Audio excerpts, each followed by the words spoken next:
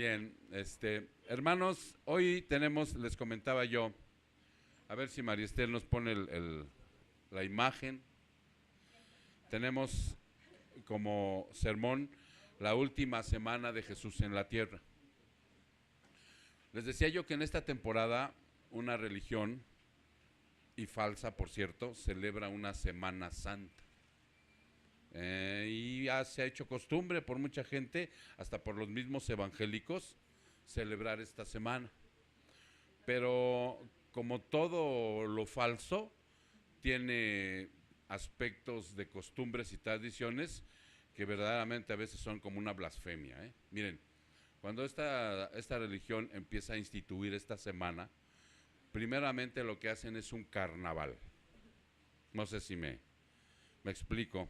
Hacen un carnaval para darle un preámbulo a la entrada a una cuaresma, y en esa cuaresma ayunan los viernes, no comen carne, y posteriormente entran en la Semana Santa, hacen misas. Yo hace ratito les posteaba en el grupo que la misa, o sea, para el Señor es una abominación. La muerte del Señor Jesucristo, o sea, realmente es como una burla lo que hacen.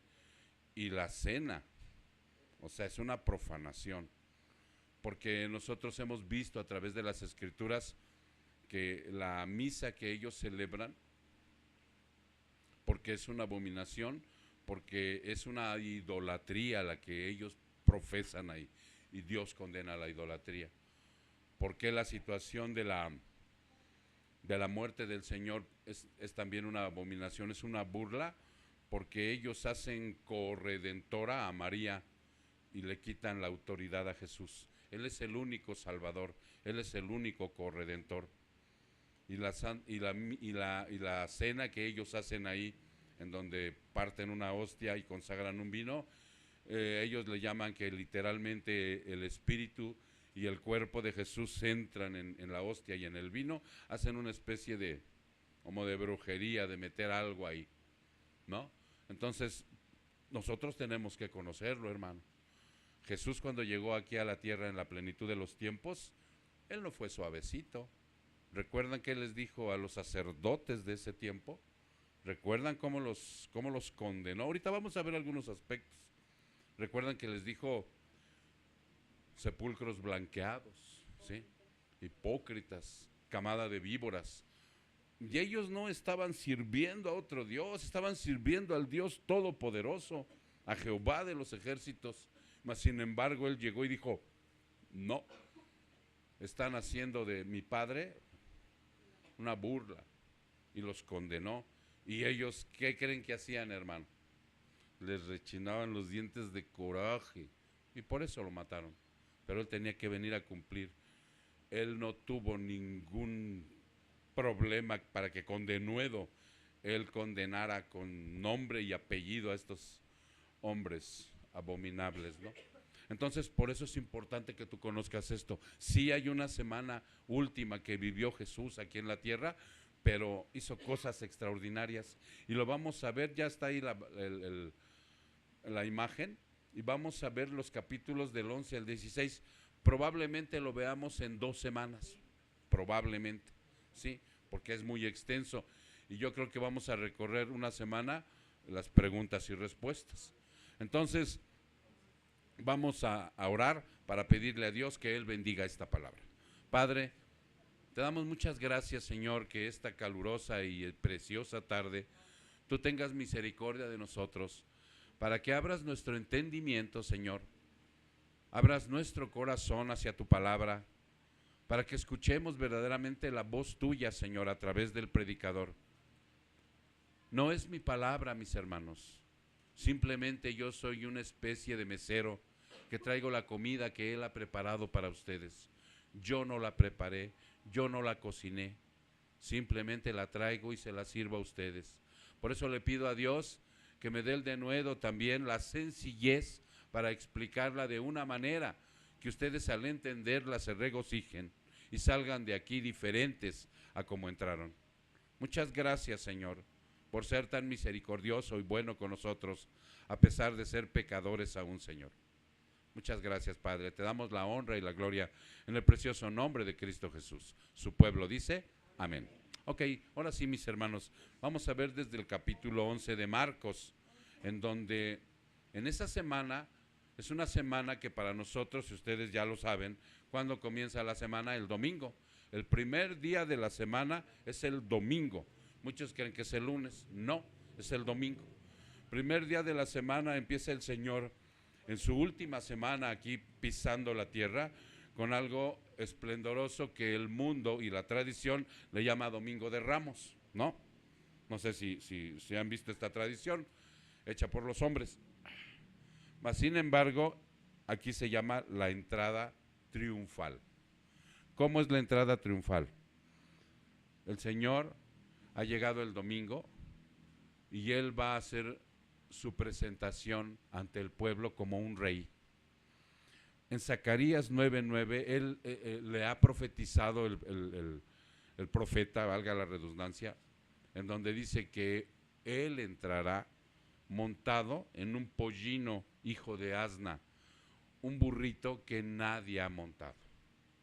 Ustedes imagínense la escena de un hombre que probablemente mi Señor medía un 80, no sé, ¿no? No lo veo como un judío de aquel entonces, con esas características, 1,80, montado en un burrito, ¿no? Se ha de haber visto hasta como medio mal, ¿no? Para que andara en un caballón así tremendo. No, la profecía decía que él tenía que entrar en un burrito. Eso caracterizaba humildad. La gente de Jerusalén conocía, hermanos, conocía esta profecía. Y cuando ellos vieron que llegó con los apóstoles, que lo vieron llegar con el burrito, que él previamente le había dicho a 2 de sus discípulos, ve por el pollino y dile a la persona que el Señor lo necesita. Los apóstoles ya estaban acostumbrados a este tipo de situaciones con el Señor. Eran inverosímiles, si ustedes lo pueden ver así, ¿no? Que yo le diga a alguno de ustedes, vayan allá y si toman eso que no es mío y si les preguntan, dígale que el pastor lo necesita.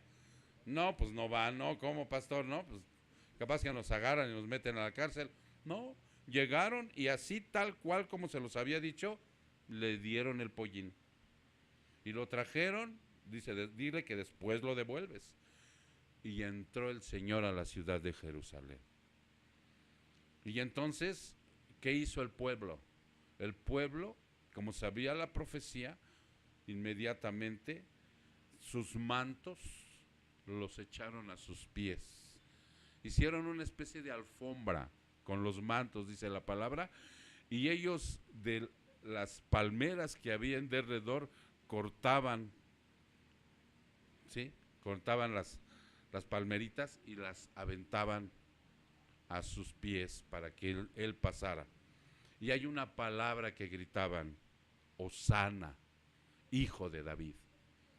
Y hoy sabemos que Hosana quiere decir sálvanos, sálvanos. Cuando ustedes escuchen la melodía de Hosana o la palabra en una predicación, Hosana, quiere decir sálvanos, ¿sí? Y ellos gritaban así, Hosana, hijo de David. Pero aquí hay una peculiaridad. Ellos, el pueblo, estaba confundido. A través también de su dureza de corazón, ellos creían que el Señor venía a libertarlos a través de espada, que era como Josué, que era como David, que iba a derrotar en ese momento a los romanos y que en ese momento los iba a libertar. Y así entró a la ciudad y todos lo victoriaban y todos le gritaban y todos le reconocieron. Le gritaron y le tiraron los mantos y las palmas se las tiraron. Así estaba profetizado y así se vivió. Mas, sin embargo, dice la palabra que al caer la noche, él salió de Jerusalén y se fue. Y entonces el pueblo se ha de haber quedado totalmente decepcionado. no entendían que el reino de nuestro Señor Jesucristo no es de este mundo, como a hoy muchos no entienden. Porque ahora, cuando una falsa religión hace este tipo de acto, ¿sí? Ustedes ven que en cada iglesia donde se profesa esta religión, a la salida ese domingo hay infinidad de palmas, las venden, entras, les ponen agua bendita y se las llevan a su casa y la ponen atrás de la puerta como si fuera una bendición, como si fuera un amuleto, como si fuera un fetiche. ¿Qué poder tiene esa cosa? Que les endilgan aquellos sacerdotes y no la palabra de Dios para alimentarlos. ¿Ven la gran diferencia de lo que es un domingo de Ramos del mundo y una entrada triunfal de lo que está enseñando Jesús ese día? Acá hay un lugar, mijo, pásate. Acá hay un lugar. Ok. ¿Sí se entiende, hermanos? Para que ustedes vayan viendo las diferencias de lo hermoso que es la entrada triunfal. Porque él estaba entrando a un pueblo que lo vitoreaba y que 8 días después, esos mismos que le gritaron, hijo de David, sálvanos, esos mismos 8 días después le gritaron, crucifícale.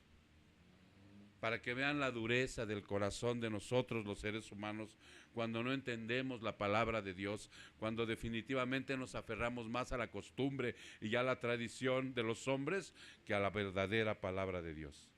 Eso habla, ¿sí? En primer término el capítulo 11, así inicia la semana, la última semana que Jesús transitó aquí en la tierra. Cuando ellos van, hermanos, a descansar, al otro día vienen de regreso a la ciudad y en la mañana ven una higuera. Esa es la otra parte importante. Jesús ve una higuera y dice la palabra que le dio hambre. La higuera en ese tiempo estaba ya llena de la hoja. Estaba llena de la hoja y Jesús tuvo hambre y fue, ¿y qué creen? No había fruto. No había higos. ¿Qué hizo Jesús? La maldijo. Maldijo la higuera, dijo, yo te maldigo para que de aquí en adelante no tengas fruto. Esa higuera estéril representa la nación de Israel, hermano. La nación de Israel le fue dada la palabra de Dios, fue escogida como el pueblo que iba a conocer a Dios. Y estaba igual que la higuera, sin fruto. Muy bonita con sus hojas, pero sin fruto. ¿Ustedes saben que el Señor hoy nos pide que demos un fruto? ¿Ustedes saben que en Gálatas 5:22 está el fruto del Espíritu Santo que tiene 9 características? Y que la primera característica de ese fruto es el amor, que confundimos con pasión, que confundimos con otras cosas, pero no el amor que plasma 1 Corintios 13 en el versículo 6. Y de esa misma manera él llegó a comer ahí, dice, no. Y entonces la maldición representa el juicio de Dios, porque ellos lo rechazaron. Dice la palabra, a los suyos vino y los suyos no lo recibieron. Pero dice, más a los que le recibieron les da el derecho, la potestad de ser sus hijos. Por eso es importante, hermano, que tú clames a Dios para que Él ponga en ti arrepentimiento y fe, tú puedas nacer de nuevo y seas de la familia de Dios. No todo el que nace es hijo de Dios, es creación. Y entonces ya no estarás en juicio, estarás en gloria. Esa es la segunda enseñanza en esa semana. Ahí empezaba el lunes, ¿no? Porque la semana empieza el domingo con el evento. Y luego viene el lunes, ¿sí? Y luego, posteriormente, baja a Jerusalén y entonces ve que Jesús echa a los mercaderes del templo. Este templo era muy precioso. Este templo lo edificó Salomón, el hijo de David. Era un templo precioso. Si ustedes un día tienen la oportunidad de deleitarse en internet, de ver cómo fue construido, de la manera como tan fuerte que estaba, tan precioso, con mármol, no sé, estaba precioso el templo. Fue construido como casa de adoración para Dios. Y el Señor no llegó a quitar nada, al contrario, llegó a darle el significado a todo. Y él iba al templo a predicar. Él se dirigía al templo y en ese momento él vio que estaban ahí los mercaderes. ¿Qué es un mercader? Un vendedor, una persona que comercia. Miren, hermanos, cuando él ve esta situación, dice que él los echó fuera del templo, les tiró. Eran cambistas. ¿Saben lo que era un cambista? Una persona que cambiaba las monedas, porque ellos ofrendaban ahí, vendían todo tipo de animal para los sacrificios. Pero dice la palabra de Dios que Jesús se molestó porque ellos abusaban como cualquier negocio del mundo y vendían extremadamente caro, y por eso los echó de ahí. Pero la enseñanza que nos da es que él dice: ustedes no entienden que mi templo, donde tiene que ser adorado, es una casa de oración, es una casa de respeto, no es para idolatrarse, hermano, ¿sí? Esta es una casa de oración, ¿sí? Pero el día que nos vayamos con él, esto se queda. ¿Sí se entiende? Hay que se queden los muebles, y es más, si el día de mañana Dios nos permite allá arriba, porque hay un espacio allá arriba, de levantar arriba el templo y ponerlo así medio bonito, ¿no? Adornado, no sé, algo que se vea agradable, ¿no? Con una luz, no sé, pero de una manera sencilla. No tenemos que estar tan aferrados a eso, porque el día que Él nos levante, si nos levanta o nos vayamos de aquí, ¿en donde tenemos una casa? En los cielos.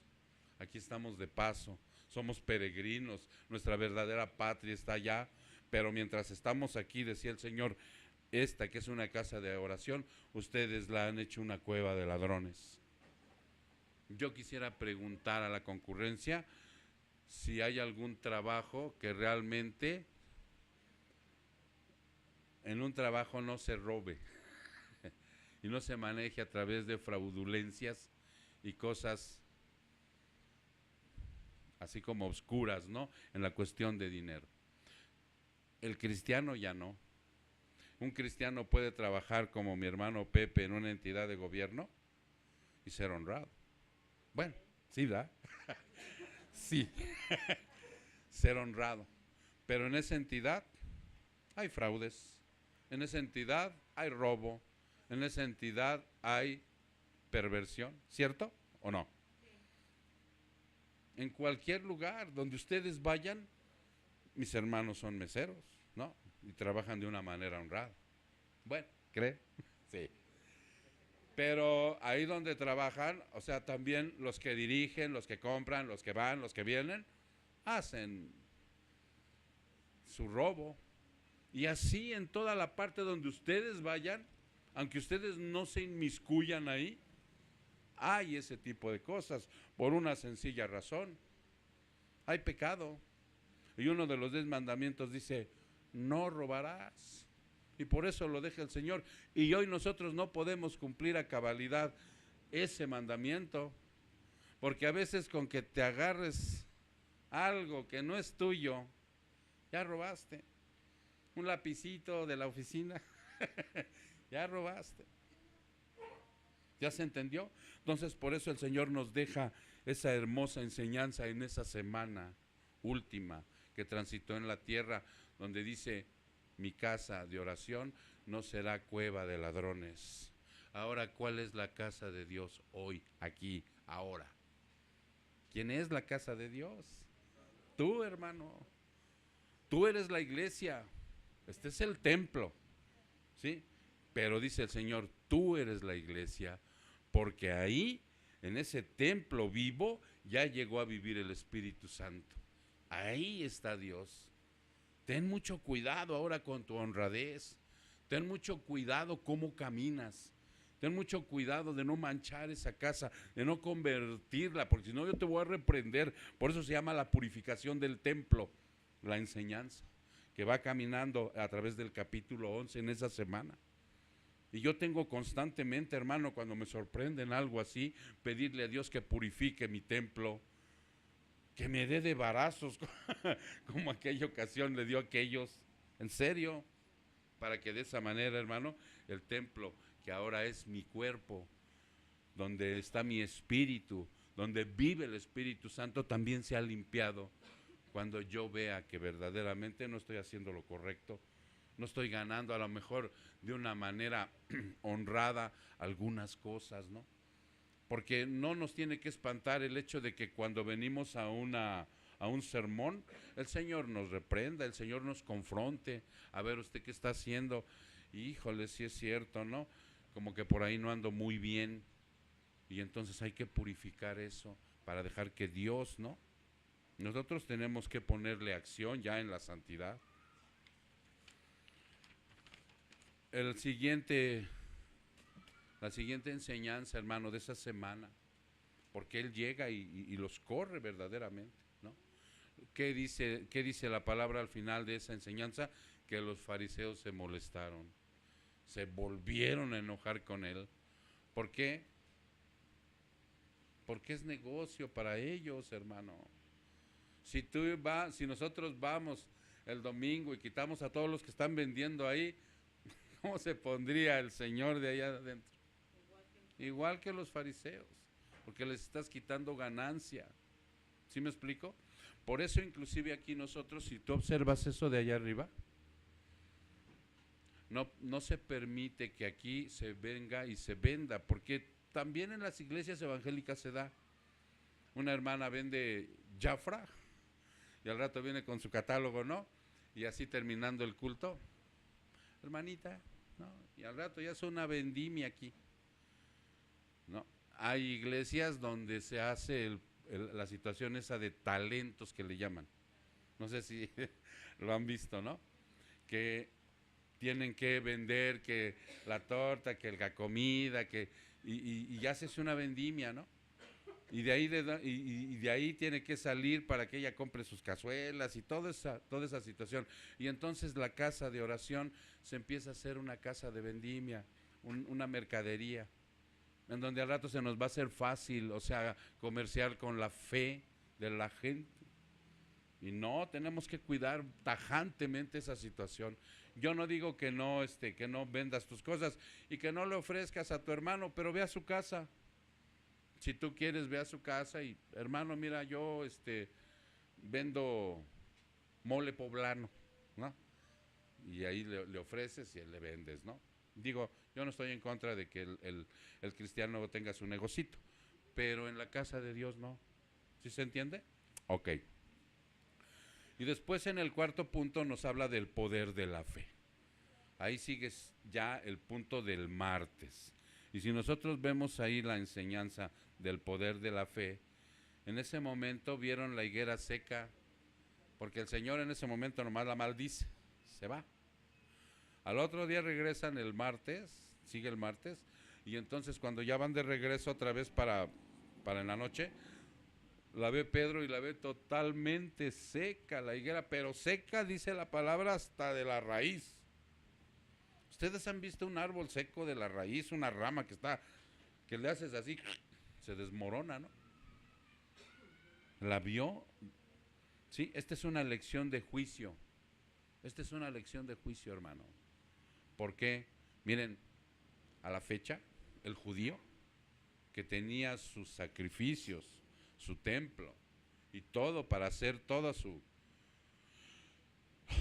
lo que instituyó Dios, porque miren, eso no era puesto por otros más que por Dios. ¿Por qué Dios había puesto los sacrificios de animales para el perdón de los pecados del pueblo? Lo había instituido el Señor con un propósito: cubrir los pecados y que ellos, el pueblo de Dios, tuviera una buena relación con Él, que ellos tuvieran presente que eran pecadores y a través del pecado ellos, con una sangre de un animal, ellos cubrían su pecado, pero el propósito era tener una buena relación con Dios y que ellos se fueran santificando también día con día, que fuera reduciendo el sacrificio y que de vez en cuando llevaran al templo cuando verdaderamente volvían a caer en pecado. Pero esto ya se había hecho una pachanga, hermanos. Eran ríos y ríos y ríos de sangre, como ahora en la actualidad en muchos lugares donde yo les digo, a veces la gente se va de la iglesia porque el pastor siempre nos está confrontando con el pecado, el pastor siempre está hablando del infierno, el pastor siempre está hablando. Hermano, eso dice la Biblia que tenemos que hacer, para que no vayas a un lugar donde te quieran rascar tu orejita. ¿Saben qué es rascar la orejita? Que te digan y que, o sea, que te den algo donde tú no te, que te sientas cómodo con tu pecado, hombre. No, sí andas robando, pero no es para tanto, hombre. Sí puedes. Nomás ten cuidado. ¿Sí? No te vayan a cachar y te vayan a meter al bote, ¿sí? Dios conoce tu necesidad. Eso le agrada al ser humano, donde tú te instales en un lugar donde sean condescendientes con tu pecado, donde puedas adulterar tranquilamente, donde no te vean, que seas muy cuidadoso, tranquilo, ¿no? ¿Qué más? Donde los chavos, ¿no?, puedan tener una novia, otra, no hay problema. Y entonces, no, dice el Señor, no, mi palabra es para crecer, mi salvación es para que tú seas santo y sin mancha delante de mí. Y entonces Él por eso dice el poder de la fe y la elección que vieron a través de la higuera seca es que ellos en la actualidad no tienen ya cómo hacer un sacrificio. Siguen practicando su sabbat, pero el templo está destruido y no ha sido restaurado. ¿Y saben cuándo lo destruyeron? En el año 70. El Señor lo profetizó, dice, en el año 70, ahorita lo vamos a ver, va a venir un romano llamado Tito y los va a destruir y no va a dejar piedra sobre piedra. Y la higuera se secó, así como la vio Pedro. Y a la fecha ellos no han dado un fruto. El perdón, dice aquí, que se refiere, porque también al final del poder de la fe, dice, pero si vosotros no perdonáis, tampoco vuestro Padre que está en los cielos perdonará vuestras transgresiones. ¿Hay algún problema con el perdón que ustedes tengan? Analícenlo, hermano. Vean si por ahí en su vida tienen problemas con alguien que no pueden perdonar, que es muy difícil, que verdaderamente me lastimó tanto esa persona, esas personas, esa situación, y puede ser de muy atrás, que no puedo perdonar. Cuando vuelvo a recordar esa situación, inmediatamente mi ser, que todavía tiene odio y rencor, o sea, dice no. E inclusive hasta nos atrevemos a decir que Dios lo perdone, yo no. Entonces dice aquí el Señor, pero si vosotros no perdonáis, tampoco vuestro Padre que está en los cielos perdonará vuestras transgresiones. Ahora, yo quiero que aquí entiendan una cosa. La salvación que te da el Señor no se pierde. Cuando tú naces de nuevo, Él te perdona todo. ¿Sí me explico? Te deja limpiecito. Así, pero de veras, de las tintorerías automáticas, bien limpiecito. Ese tipo de perdón te lo entrega y ya no te lo quita, porque ese perdón que Él te da, te hace nacer de nuevo. Y tú estás libre. Pero después de que tú naces de nuevo, como eres imperfecto, vas a tener que seguir caminando. ¿Sí se entiende? Vas a tener que seguir relacionándote con la gente. Vas a tener otra vez problemas con alguien. O inclusive vas a recordar a aquel que te dañó y sigues sufriendo. Y ya está perdonado por Dios. Entonces dice aquí que al perdón que se refiere es el perdón del padre a sus hijos, a nosotros. ¿Sí se entiende? Que están dispuestos, yo como hijo estoy dispuesto a perdonar. Porque hay una parábola que explica esto. Hay una parábola que explica esto. De un hombre que se le fueron perdonados, ¿cuántos denarios? Todo el dinero del mundo. Debía. Y el rey lo quería vender a él y a su familia. Y rogó tanto que le fue perdonado todo por el rey. Lo ejemplifica el Señor a través de una parábola. Y cuando este hombre sale contento porque se le perdonó todo el dinero del mundo, se encuentra un amigo de él que le debía 100 pesitos y no lo quiso perdonar y lo aventó a la cárcel. Entonces fueron y dijeron, ¿qué crees, rey? Este hombre no perdonó a tu otro consiervo. Y le dijeron, a ver, tráiganmelo. Y le dijo, ahora no te voy a soltar hasta que no pagues lo que debes. Y mientras pagas, los verdugos te van a estar molestando.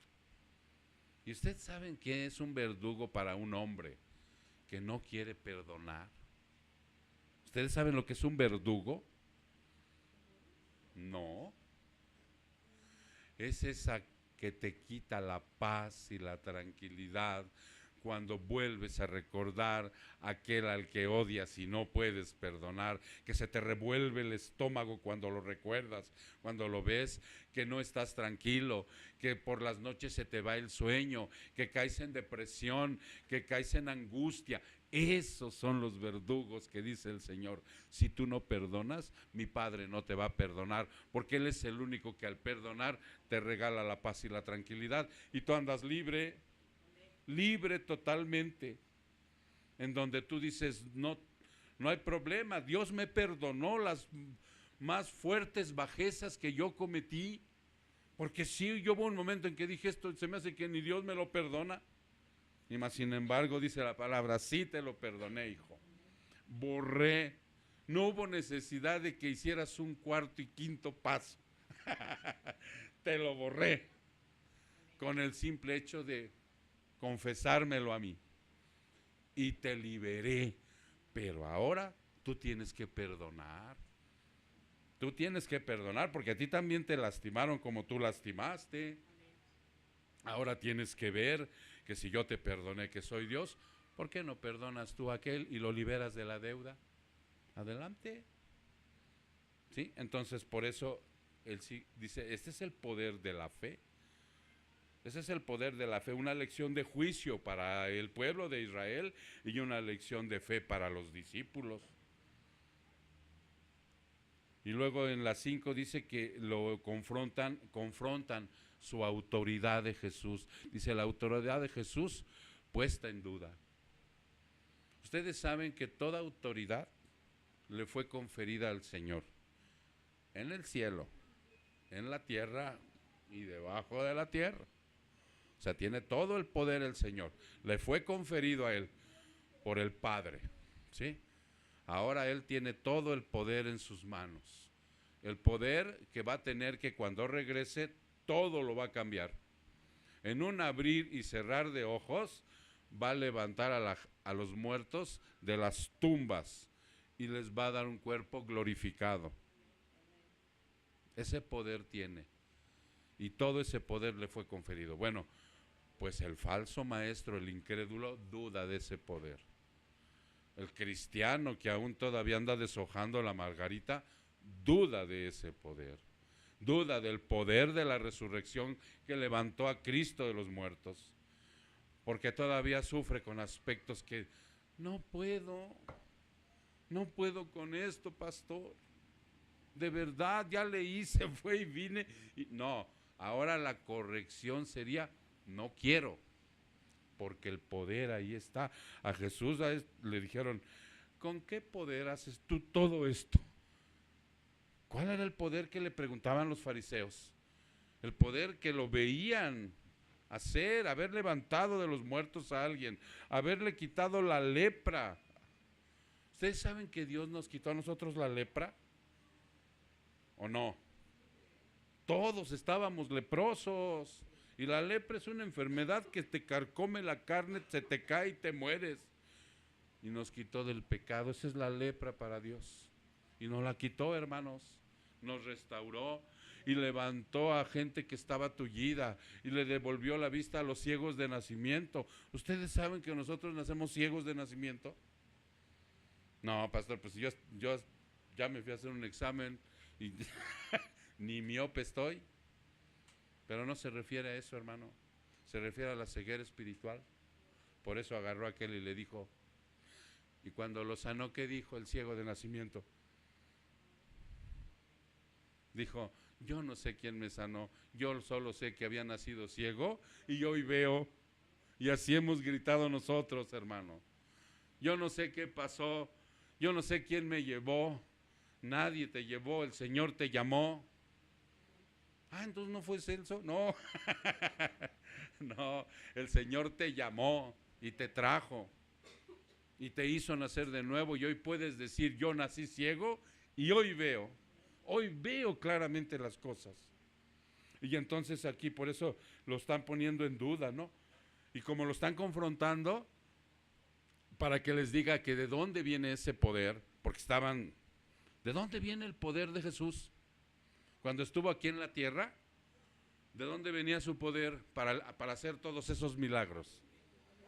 Del Espíritu Santo, porque él era hombre y era Dios, pero ya vimos la semana pasada, con nombre y apellido de versículos, toda la gama de versículos donde dice que él lo hizo como hombre, con el poder del Espíritu Santo. Levantó muertos, resucitó, caminó en el agua. ¿Qué más hizo? Curó leprosos, resucitó a la hija de Jairo, y levantó tullidos. En fin, hizo todos esos señales y milagros con el poder del Espíritu Santo. Y entonces los fariseos dicen, ¿con qué poder haces eso? Y los judíos tienen una costumbre, contestan una pregunta con otra pregunta. Eso es algo también muy común, ¿no? Contestar una pregunta con otra pregunta. Y les dice Jesús, ok, yo les voy a decir con qué poder hago esto. Pero si ustedes me dicen, del bautismo de Juan, ¿de dónde venía? Del cielo de los hombres. Fíjense que aquí, hermano, quiero que entiendan una cosa. Que de aquí en adelante, cuando tú verdaderamente vayas con una ignorancia, muestres tu ignorancia. No seas malintencionado y si ya sabes la respuesta, vayas a entrampar a alguien. No sé si me explico. Sea en tu trabajo, sea en tu vida con tu familia, sea donde sea en la iglesia, porque eso era lo que hacían los fariseos. No preguntaban con el afán de aprender, preguntaban con el afán de confrontar a Jesús para hacerlo quedar en ridículo. Y te puede pasar lo mismo. Como ellos no sabían que no podían hacer quedar en ridículo al creador de todo, al verbo divino, pero como eran duros de corazón y ciegos espiritualmente, pues caramba, se daban cada embarcada como se dieron aquí. Les dice, a ver, contéstenme, a ver, díganme. Y aquellos luego hicieron team back. ¿Saben lo que es team back? Cuando en el fútbol americano planean su jugada, ¿no? Pues se hicieron bolita y luego dijeron, mira, si contestamos que viene de parte del cielo, van a decir por qué no le creyeron, porque no creían en Juan. ¿Y saben por qué no creían en Juan? Porque anunció a Jesús. Dios dijo, yo soy una voz que clama en el desierto y preparo el camino del que viene atrás de mí, que no soy digno de amarrar sus sandalias. Ese es Jesús, y por eso les preguntó eso. Les dijo, a ver, contéstenme, y yo les digo.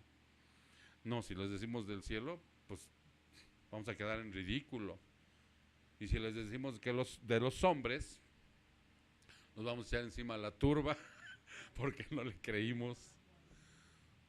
No sabemos. Pues yo tampoco les voy a decir, les dijo, pero les voy a platicar una parábola, les dice. Les voy a platicar una parábola, porque ahí es donde puntualizaba el Señor. Realmente no los dejó ignorantes, les dijo, yo no les voy a decir, pero les voy a platicar una parábola. Y ahí es donde entramos ya al capítulo 12.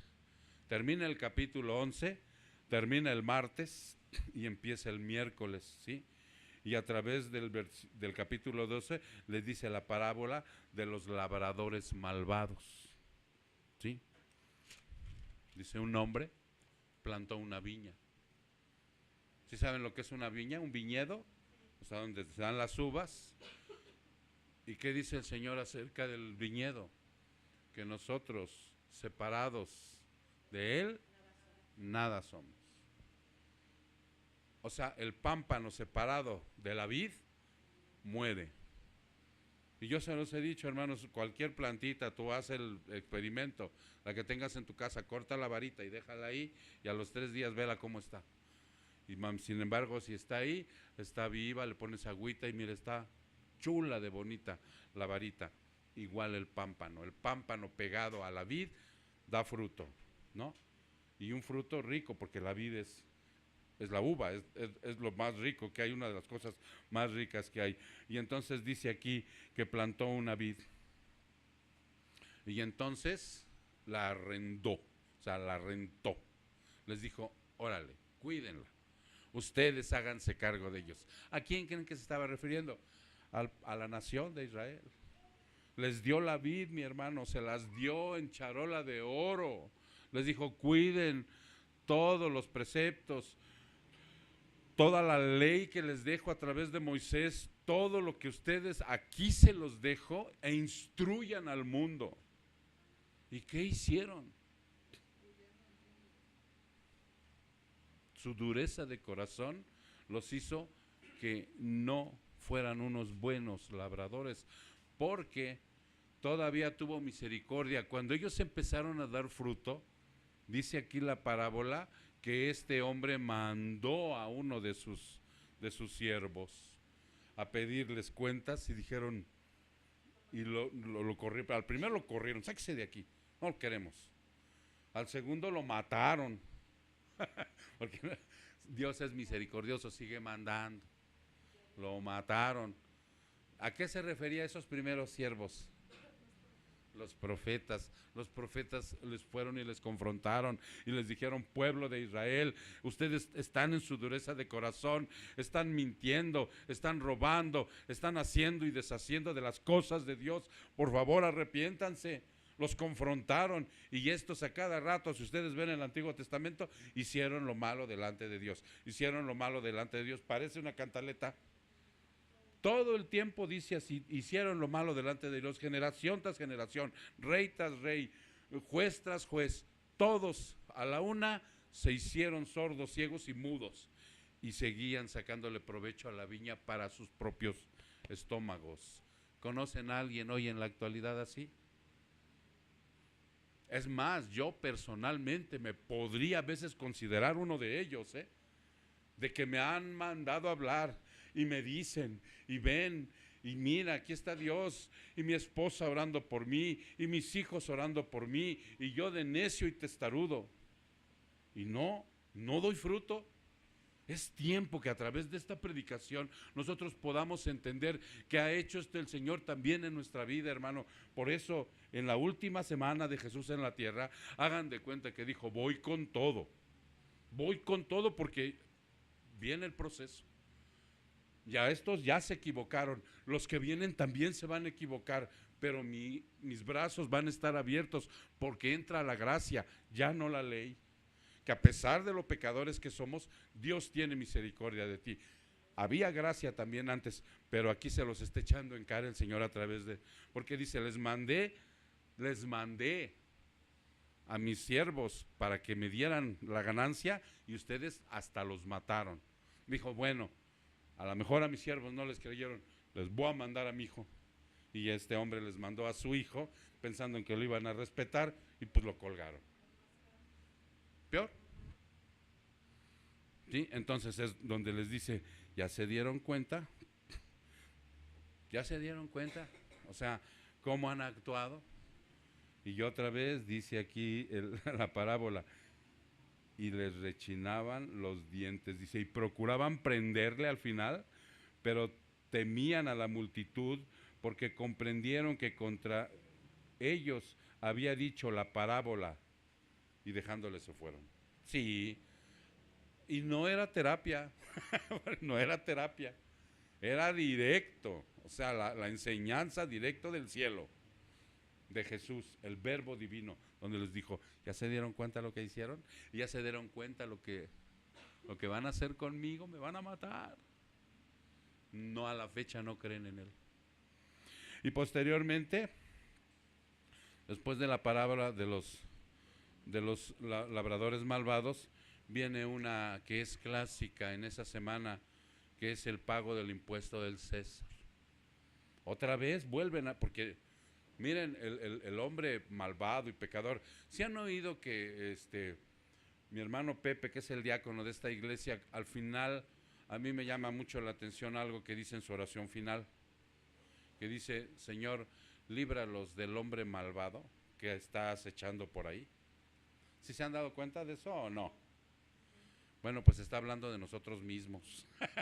Si pensaban que estaba hablando de un ladrón que se va a subir al camión y te va a robar, no, está hablando de nosotros mismos. Ya le dije a Pepe, acláraselos porque si no van a pensar que es del ladrón ese que... Luego hay gente que para que no se salte la barda le pone un montón de vidrios arriba a las bardas. Y yo digo, ay, pobre ratero, se va a cortar, hombre, no sean así. Pero bueno, ¿no? No, dice Pepe, Señor, cuídalos del hombre malvado que anda por ahí al acecho. Yo soy ese hombre del cual debo tener cuidado. Sí, porque el de la combi, pues si le predicamos a lo mejor se convierte, no el que roba la combi. No soy yo. Soy yo el que me perjudico, soy yo el que me autoengaño, soy yo el que creo que hago las cosas bien y por debajo del agua llevo otra intención. Soy yo. Y yo creo que Pepe, Dios le dio esa sabiduría al Señor para que al final dijera, aguas, aguas, ya se dio la palabra, ahora llévensela en su corazón y aguas con el hombre malvado, ¿no? Ok, entonces esta parábola dice que también igual enviaron una tras otra, ¿sí? Caían en la misma circunstancia los fariseos. No los acababa de vapulear con la palabra cuando ya iban por otra. Dice que le enviaron algunos de los fariseos y de los herodianos ahora, los combinaban. Unos eran los saduceos un día, otros eran los fariseos, luego le mandaban los herodianos y luego así los traían, ¿no? Toda la casta sacerdotal. Bueno, aquí iban los herodianos para sorprenderle con alguna palabra y ahí fue cuando le preguntaron, Señor, ¿es lícito pagar impuesto al César? Por eso les digo que ya ahora conociendo nosotros la palabra, o sea, qué tontería ir a confrontar a Dios, ¿no? Por eso es una tontería, ya conociendo al Señor, que uno quiera asumir hasta a veces el papel de Dios, ¿no? Ahí le llamaban el director. Y tú haces esto, y tú haz lo otro, y tú muévete para acá, y hazle como yo te digo, porque si yo lo hago le voy a arrancar caudales de alegría al mundo si hacen como yo digo, ¿no? ¿Cómo es posible que no se pueda comprender que con Dios nunca le vas a ganar? Que nunca lo vas a poner en ridículo al Señor. El que se pone en ridículo a veces es uno, porque quiere uno como entramparlo, y aquí igualmente le dicen, ¿es lícito? Y dice, a ver, préstame la monedita. Y le dice, ¿qué inscripción tiene aquí? Pues la del César. Pues mira, mijo, ¿no? Hace cuenta que dicen, pues mira, la nación, cualquier pueblo, cualquier ciudad tiene demandas lícitas, ¿cierto? ¿Qué es una demanda lícita de una nación? Que tú pagues un impuesto para que ahorita, mira, estemos gozando de luz, mira, estemos bien iluminaditos, tengamos corriente, ¿no? Al ratito si quieres pasar al baño, mira, le jalas y tenemos un drenaje ¿Qué más nos trae como beneficio un gobierno? Agua, luz. Miren, ahora que no hubo gasolina, ¿cómo andábamos? A las 5 de la mañana haciendo cola, ¿no? Ya desesperados, querían ir a comprar hasta el huachicol. No, estas son demandas lícitas que tiene una nación, legítimas, hombre, para que me entiendas. Son demandas. Oye, que tienes que pagar la tenencia, sí, pagan la tenencia. Tienes que pagar tu luz, sí. Y llegan los de la luz, ¿te ponemos un diablito? No, no, yo soy hijo de Dios. Es que todos lo hacen. Sí, pero yo no. Yo soy hijo de Dios porque la siguiente respuesta que dijo el Señor es importante. Sí, yo tengo que pagar, tengo que tener cubiertos mis, ¿no? Llega enero, mi predio, mi agua de cajón, ¿no? Órale, son cosas que yo tengo que valorar también, porque me dan servicio. Yo voy a un centro comercial, ya quisiéramos un día pasar un fin de semana ahí en Guatemala, ¿no? Para que viéramos lo difícil, cómo han pasado comiendo a los hombres de la basura, del camión de la basura. Dura la situación. Y entonces, por eso dice el Señor, no, miren, no se pongan así, no se queden otra vez en ridículo. Dale al César lo que es del César. Exactamente, paga tus impuestos, sea honrado, o sea, valora también lo que un gobernante, nosotros oramos por los gobernantes. Nosotros no andamos poniendo en ridículo ni memes al pobre Peña Nieto. Ahora que estuvo en su función, orábamos aquí los sábados por él. Señor, ten misericordia de este hombre, ten misericordia de este partido. O sea, oramos por los... ¿Quién puso a los gobernantes? Dios. Dice su palabra que Dios puso a los gobernantes. A ese lo puso. A veces pone en una nación el Señor a un hombre tan cruel, sanguinario y perverso para traerle juicio a esa nación porque anda de desobediente. Así es Dios. Y entonces, hermanos, dice, por eso les digo, vamos a pagar todo, pero lícitamente también, porque dice, pero dale a Dios lo que es de Dios. Tú tienes que ser honrado. Tú tienes que pagar tus impuestos, y nada de que un diablito, y nada de que por debajo del agua, y nada de que hacer trampa, no, como debe de ser. Por eso les dice aquí, dale al César lo que es del César, y a Dios lo que es de Dios. O sea, en esa semana el Señor les digo que se fue duro, sobre enseñanzas claves para mi vida, para que yo las empiece a practicar. Si yo no estoy acostumbrado, que yo no lo vea abrumador. Miren, el Señor también nos da la oportunidad de ir creciendo en una santidad progresiva. ¿Sí se entiende lo que es progresivo? Poco a poquín va subiendo. Miren, ahora que en el discipulado veamos la santidad progresiva, la hermana María Esther nos hizo un muñequito así que va subiendo las escaleras y de repente, ¡pum!, se cae. ya volví a regarla, ¿no? Pero no se regresa ni se va para abajo, ni se sienta ahí en el escalón a estar chillando 3 años. No, síguele, porque Dios está contigo, y Dios sabe que eres imperfecto, y Dios te ama, y dice que si tú pides perdón, Él es fiel y justo para perdonarte, y síguele, sigue caminando, porque ahora ya tienes al Señor como la fuerza. Antes tenías conceptos, hombre. ¿Quién no tiene en el mundo un concepto bueno? Los budistas tienen por millones de conceptos buenos, pero con esos conceptos se van a ir al infierno. Tienen que tener a Cristo. Entonces, de esa manera entramos a la parte en donde ya una vez ridiculizándolos de nuevo, le preguntan, pues vamos a hacerle vamos a ver si ahora sí le ganamos, ahora sí. Y ahora en lugar de los herodianos fueron los saduceos. Los saduceos también era de la clase sacerdotal, ¿sí? Eran escribas, saduceos, fariseos, herodianos y anexas. Por ahí andaban los otros ahí, de metiches. Pero estos eran los principales.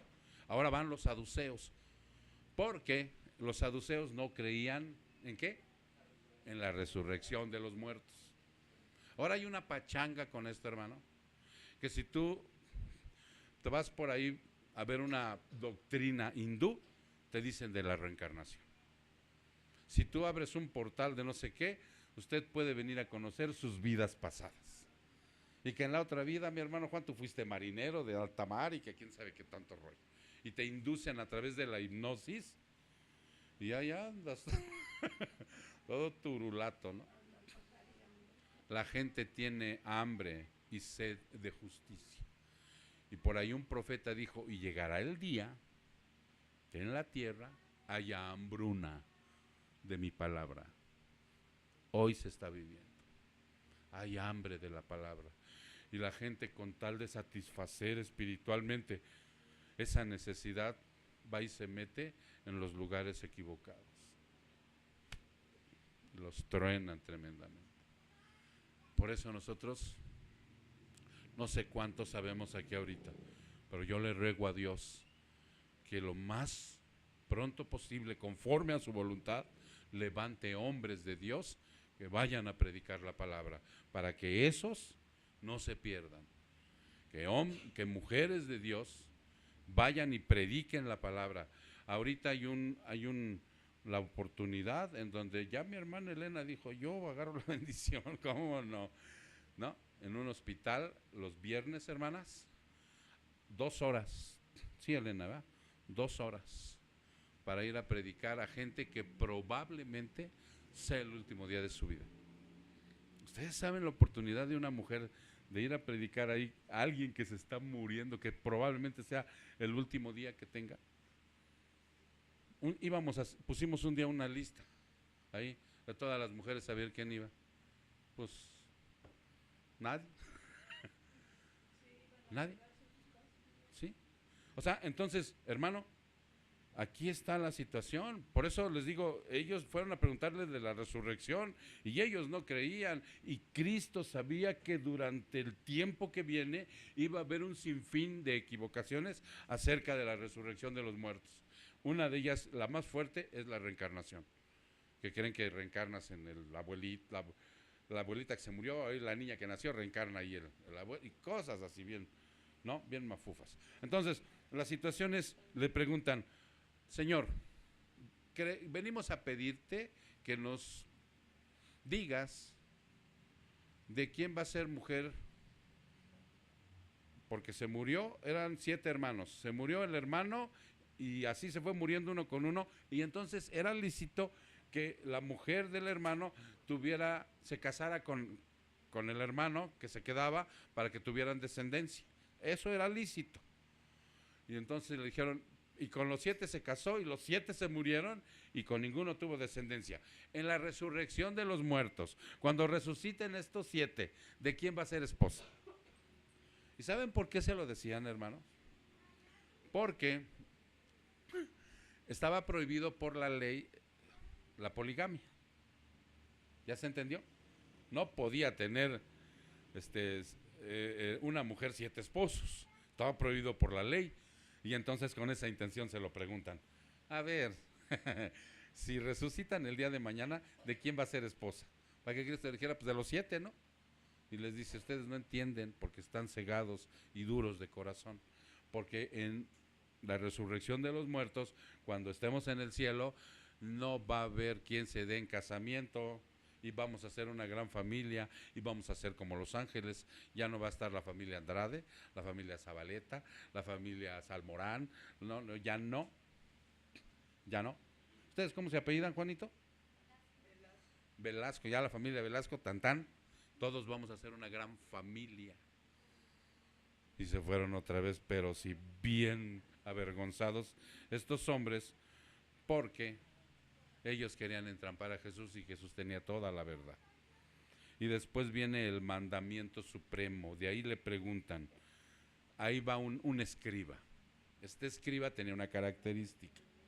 Aquí dice la palabra que él no fue con el afán de hacerlo quedar en ridículo, realmente tenía la duda, este hombre fariseo, bueno, no era fariseo, era escriba, era judío, no tenía la idea de confrontar a Jesús, sino realmente quería saber, porque sí recuerdan que los mandamientos y la ley y las leyes eran pero a pasto, ¿no? Si ustedes se leen Levítico, ahí hay leyes, pero para esto, para esto, para esto, para esto, ¿no? Celso está estudiando ese libro, un día lo va a predicar aquí. Entonces había muchas leyes, infinidad. Y entonces va este hombre y dice, mira, ¿cuál sería el más grande mandamiento, Señor? ¿Cuál sería? Y fíjense lo que le contesta Jesús. Amarás al Señor tu Dios con todo tu corazón y con toda tu alma y con toda tu mente y con toda tu fuerza. Ese es el mayor y más grande mandamiento que agarra todo. Y aquel se queda y dice, dice, pero hay otro, son dos. Y el segundo es este, amarás a tu prójimo como a ti mismo. No hay otro mandamiento mayor que estos. O sea, toda la ley y los profetas se los redujo a dos. Y si nosotros observamos qué hizo Jesús, nos vamos a maravillar. Nos vamos a maravillar. Agarró los 10 mandamientos y los partió en dos. Porque los 4 primeros mandamientos, ¿para qué son, Suri? Para tener una buena relación con Dios. Vámonos a Éxodo 20 y ahí terminamos. Éxodo 20. Ustedes de la concurrencia de mis hermanos que están aquí, ¿saben cuál es el primer mandamiento de la ley de Dios? Porque si no saben, los voy a mandar a hacer 10 planas. El primer mandamiento de la ley de Dios. 10 planas. Vas a hacer 10 planos ahorita que termine. Exactamente. Casi todo el mundo contesta cuando Jesús los extractó. El primero, ¿no? Pero la realidad del primer mandamiento que dice Éxodo 20, capítulo 3, ¿ya están ahí? Dice, no tendrás otros dioses delante de mí. No los tendrás, no los adorarás, ¿sí? ¿Y quién es otro Dios aparte de ti, Señor? Bueno, están los demonios, que después los van a convertir en santos, y los van a poner estatuas, y los van a convertir en vírgenes, y los van a hacer, y esos hay muchos en la actualidad. Pero también vas a tener otros dioses, el dinero, el amor al trabajo, el sexo, los hijos, la esposa. No tendrás otros dioses ajenos a mí. Y no es cierto que nosotros ahí andamos con otros dioses que no es Dios. Entonces dice el Señor, el primer mandamiento de la ley de Dios, dice Suri, y dijo bien, el Señor partió los 10 en dos, y amarás a Dios con todo tu corazón, con toda tu fuerza, con toda tu mente y con toda tu alma, son los 4 primeros para que yo tenga una buena relación con Dios. Ok, el segundo, versículo 4, y no te harás ídolo, ni semejanza alguna de lo que está arriba en el cielo, ni abajo en la tierra, ni en las aguas, ni debajo de las aguas. No los adorarás ni les servirás, porque yo, el Señor tu Dios, soy Dios celoso que castigo la iniquidad de los padres sobre los hijos hasta la 3ª y 4ª generación de los que me aborrecen. Pero muestro misericordia a millares a los que me aman y guardan mis mandamientos. Ahí termina el 2. ¿Ya se dieron cuenta? No te harás imagen, no te cuelgues nada, no pongas nada, o sea, no te hagas imagen de nada de lo que está ahí.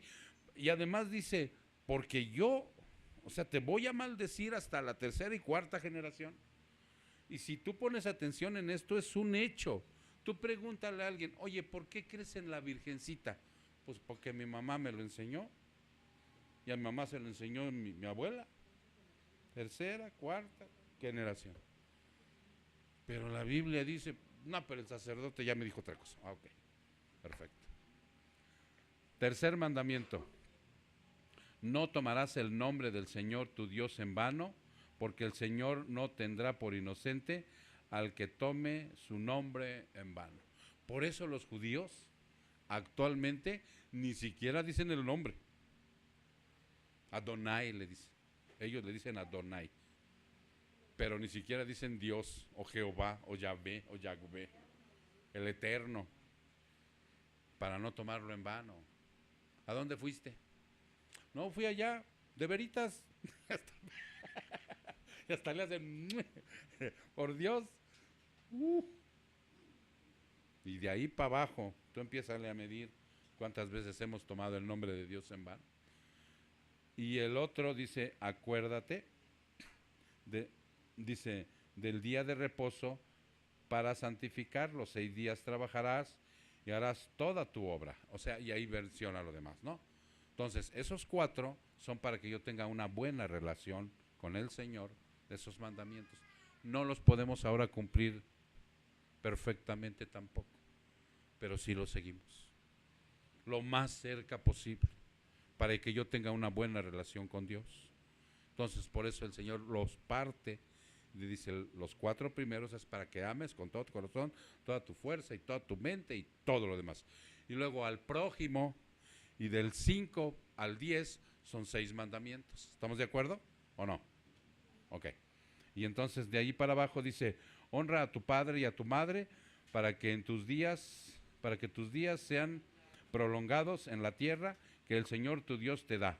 No matarás, no cometerás adulterio, no hurtarás, no darás falso testimonio contra tu prójimo y no codiciarás. Mi relación con mis hermanos, con el mundo, con la gente. ¿Ya se entendió, hermanos? Entonces, por esa razón, aquí al final, fíjense lo que le dice a este escriba, ¿no? Le dice, viendo Jesús que él había respondido sabiamente, porque él le dice, sí es cierto, Señor, esto es sabiduría, esto es verdad. Y entonces vio Jesús que él había respondido sabiamente, le dijo, no estás lejos del reino de Dios, mi hijo, a pesar de que eres escriba, no estás lejos del reino de Dios.